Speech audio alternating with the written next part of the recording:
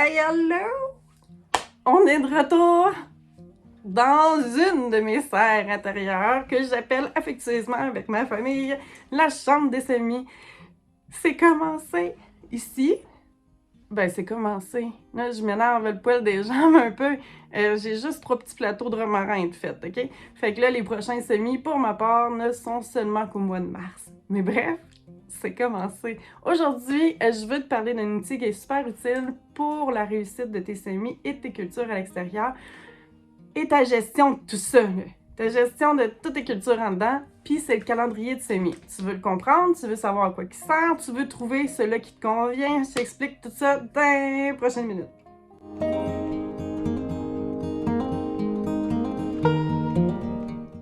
En fait, c'est quoi un calendrier de semis? Ben, c'est super simple. Comme son nom l'indique, un calendrier de semis, c'est un calendrier qui va nous indiquer le moment opportun où qu'on doit faire un semis intérieur pour certains végétaux. Et pourquoi il est préférable d'utiliser des calendriers de semis? En fait, je te dirais qu'il y a 2 principales raisons.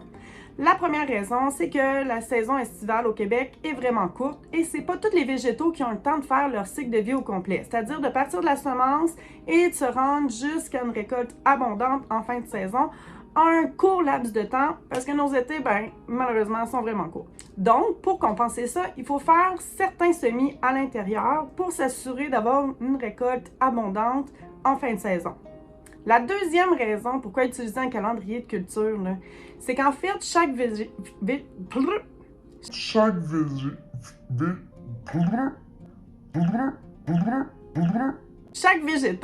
n'a pas la même vitesse de croissance, OK? C'est-à-dire qu'il y a certains végétaux, comme je pense aux radis, aux navets, aux carottes, eux, on peut les faire directement à l'extérieur, il n'y a pas de problème. Mais à l'intérieur, afin de maximiser notre temps, nos efforts, notre logistique, OK? Il y a certains végétaux qui poussent vraiment plus rapidement que d'autres. Prenons par exemple les tomates. Chez nous, moi, je fais mes semis-tomates intérieures environ à la moitié du mois d'avril. Environ. Mais les semis de zucchini, concombres, citrouilles, melons, eux, ça pousse vraiment plus vite. Fait que eux, j'ai fait au mois de mai. Si je fais des melons, au mois de mars, je peux te dire que je vais me ramasser avec une méchante jungle dans mes étagères. Ça ne marchera pas pendant toute mon affaire, OK? Puis si je fais des piments forts, allons-y, un autre extrême, si je fais des piments forts en semi-intérieur à mi-mai, les piments forts, eux, ils poussent vraiment lentement, Fait que je peux te dire que mes récoltes de piments forts ne seront pas bien abondantes en fin de saison. Fait qu'il faut être logique et respecter le cycle de vie de chaque végétaux. C'est pour ça qu'on utilise un calendrier de semis. Tu me comprends? Puis là, je vais te parler pour moi personnellement, OK? Je vais te dire ce que moi je fais, puis ce que je préfère. Mais si toi, tu fais d'autres choses, puis que ça marche, c'est correct. C'est bon. Je fais juste partager mon expérience personnelle. OK? Fait que ceux qui sont intéressés, écoutez-moi. Puis les autres, ceux qui font autrement, c'est correct aussi. Donc, personnellement, avec mon beau 21 ans d'expérience dans le jardinage, je préfère toujours suivre un calendrier de semis, mais j'aime vraiment semer un peu plus tard que trop tôt. Et pourquoi? Pourquoi? La raison numéro 1 s'adresse aux personnes qui n'ont pas de lumière artificielle comme celle-ci. Ceux qui font pousser des semis sur le bord de la fenêtre, en fait, plus tu sèmes tôt, il n'y a pas, en mars, il n'y a pas tant d'heures dans son aliment. Fait que le risque d'étiolement est vraiment plus grand. Fait que c'est pour ça que pour ceux qui n'ont pas de lumière artificielle, je dis, moi mon conseil, c'est retarder vos semis un petit peu.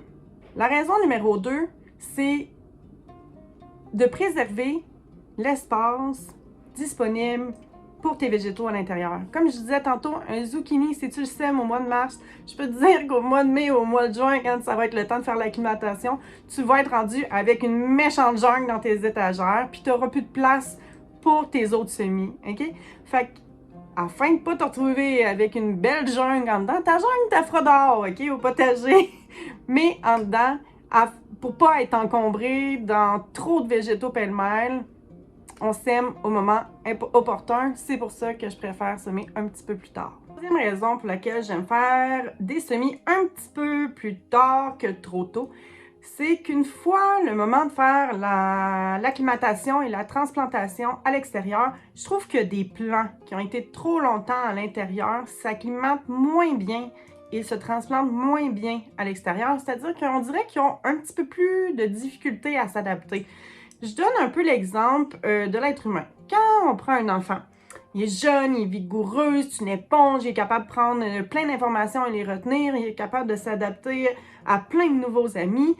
Quand on est adulte, là, ben, on devient un peu plus casanier, on est bien dans notre petite routine, on aime ça rester dans notre petite maison.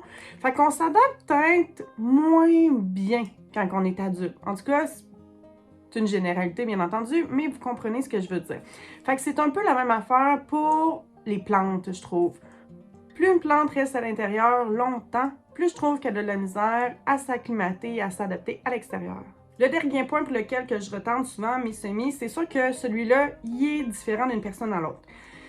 Ça va dépendre quels sont vos équipements, quels sont votre budget, quel est le temps que tu peux allouer à tes semis. En fait, c'est plus tu retardes un semis, bien plus tu vas te sauver de temps, de terreau, puis peut-être de matériel, mais je sais que c'est quand même variable ce point-là. Ce que je veux dire, c'est que si je retarde un semis de 2 semaines, ben de 2 semaines que j'aurais pas semé ce végétal-là, ben j'ai pas besoin de l'arroser. Un végétal que je garde longtemps en dedans, ben peut-être qu'à la fin, mon terreau va s'épuiser, je vais avoir besoin de le fertiliser, alors que si je l'aurais semé peut-être un petit peu plus tard, je n'aurais pas eu besoin de le fertiliser. Alors ici, on parle de l'achat d'un fertilisant et de temps et de gestion de fertilisation. Il y en a que ça dérange pas. Moi, je fais énormément de semis, là. Vraiment, vraiment beaucoup de semis. Fait que mon temps, il faut qu'il soit intelligemment utilisé et stratégiquement élaboré. Oh, que c'était beau, ça! Des fois, je me trouve assez brillante. Bref, vous comprenez, plus que tu gardes un végétal à l'intérieur, plus tu vas avoir besoin de matériel et de temps et peut-être de budget à t'en occuper, mais je sais que ce point-là dépend de la réalité de chacun. Est-ce que c'est tout le monde qui utilise le même calendrier de semis? Non, absolument pas. Qu'est-ce qu'il faut faire pour trouver le calendrier de semis qui te convient le mieux? C'est assez simple. Tu as besoin de 2 choses et tu vas voir, c'est tellement simple. Là. Premièrement, trouve dans quelle zone de rusticité se trouve ta ville. OK? Parce qu'au Québec, on est subdivisé en plusieurs zones de rusticité. Un chiffre plus bas, comme la zone 3, va représenter une zone où les hivers sont plus longs et plus froids, donc les saisons estivales plus courtes qu'une zone 6 ou 5 par exemple, où les étés sont plus longs et les hivers un peu plus cléments. Donc, tout ce que tu as à retenir sur la zone de rusticité, c'est ça. C'est beaucoup plus que ça, une zone de rusticité. Il y a beaucoup plus de subtilité, mais pour un calendrier de semis, sache juste ça. Un petit chiffre représente un été court et un hiver froid, et un chiffre plus grand représente une plus longue saison estivale et un hiver généralement plus clément. Au Québec, on retrouve zone 3, zone 4, zone 5 et maintenant, je crois qu'il y a des endroits qui sont en zone 6. Choisis, trouve sur les internets ta zone de rusticité. Ensuite, la deuxième étape, c'est tout simplement, il y en a une panoplie de calendriers de semis disponibles sur Internet. Tu n'auras qu'à taper calendrier de semis zone 3-4, calendrier de semis zone 5-6. C'est simple de même. J'ai-tu oublié quelque chose? Non, je ne crois pas. Si tu as des questions, pose-moi dans les commentaires. Hey, j'ai oublié de te dire, si t'as aimé ma vidéo, ben, abonne-toi. Ciao! Hey, c'est vrai, je suis sur Facebook, YouTube, Instagram puis TikTok et que je suis polyvalente. Et je te dis ciao!